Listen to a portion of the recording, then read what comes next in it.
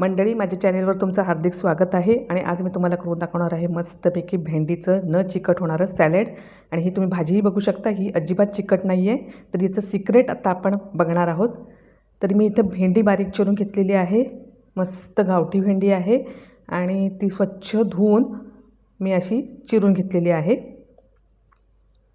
आता ही भेंडी मी अशीच या भांड्यामध्ये घालणार आहे. त्याच्यामध्ये काही तेल वगैरे घालायचं नाही आणि ती अशीच छान परतून आपण तिला पूर्ण सुकी करून घेणार आहोत, ज्याच्यामुळे तिचा चिकटपणा पूर्ण निघून जाणार आहे. अशा पद्धतीने ते परतत राहायची. मंद गॅसवर हे सर्व करायचं आहे. 10 ते 15 मिनिट मी इथंही परतून घेतलेली आहे आणि तुम्ही बघू शकता याचा भेंडीचा जो चिकटपणा आहे तो पूर्ण निघून गेलेला आहे आणि भेंडी अशी मस्त छान सळसळीत झालेली आहे. ही तुम्ही भाजीसाठी वापरू शकता किंवा तुम्हाला जर काही दुसरं अजून वेगळं करायचं असेल तर त्याच्यासाठीही वापरू शकता. आज मी तुम्हाला बनवून दाखवणार आहे याचं सॅलड. मी सॅलडसाठी इथं 1 वाटी भेंडी घेतलेली आहे आणि काकडी घेतलेली आहे 1 चिरून, शेंगदाण्याचा कूट घेतलेला आहे, कोथिंबीर घेतलेली आहे आणि टोमॅटो 1 बारीक चिरून घेतलेला आहे. याच्यामध्ये तुम्ही बीट घालू शकता, गाजर घालू शकता, तुमच्या आवडीनुसार तुम्ही जे काय घालायचे ते याच्यामध्ये घालू शकता. आता आपण याच्यामध्ये भेंडी घेणार आहोत. आता याच्यामध्ये भेंडी जी वापरणार आहात तुम्ही ती साधारण तुमच्या अंदाजाने कमी जास्त वापरू शकता आणि त्या पद्धतीत बाकीचे जे तुम्ही घालणार आहात टोमॅटो, काकडी ते तुमच्या अंदाजानुसार तुम्ही कमी जास्त करू शकता. हे सर्व मी आता याच्यामध्ये घातलेलं आहे, भेंडी, काकडी, टोमॅटो. आता याच्यामध्ये घालणार आहे मीठ.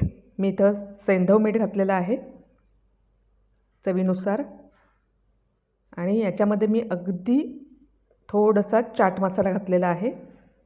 जर तुम्हाला आवडत असेल तर तुम्ही भाजलेल्या जिऱ्याची पावडरही याच्यामध्ये घालू शकता. आता याच्यामध्ये घातलेलं आहे लाल तिखट. ते अगदी मी अर्धा चमचाच घातलेला आहे. जर तुम्हाला आवडत असेल तर 1 ते 2 बारीक मिरच्या अगदी बारीक छान चिरून घ्यायच्या आणि त्या याच्यामध्ये घालायच्या. याच्यामध्ये तुम्ही दहीही वापरू शकता. आवडत असेल तर दही घालून तुम्ही हे सॅलड करू शकता. आता हे सर्व मिक्स करून घ्यायचं आहे आणि याच्यामध्ये आपण घालणार आहोत कोथिंबीर आणि शेंगदाण्याचा कूट. तर मंडळी, भेंडीची आपण फक्त भाजी करतो किंवा भेंडी फ्राय करतो, भरली भेंडी करतो, पण भेंडीचं हे अशा प्रकारे तुम्ही सॅलड करून खाल्लं तर तेही अतिशय छान मस्त टेस्टी असं लागतं. तुम्ही हे सॅलड करून बघा, म्हणजे तुम्हाला नक्कीच त्याची चव समजेल. हे सर्व आता छान मिक्स करून घेतलेलं आहे आणि आपलं भेंडीचं सॅलड तयार झालेलं आहे.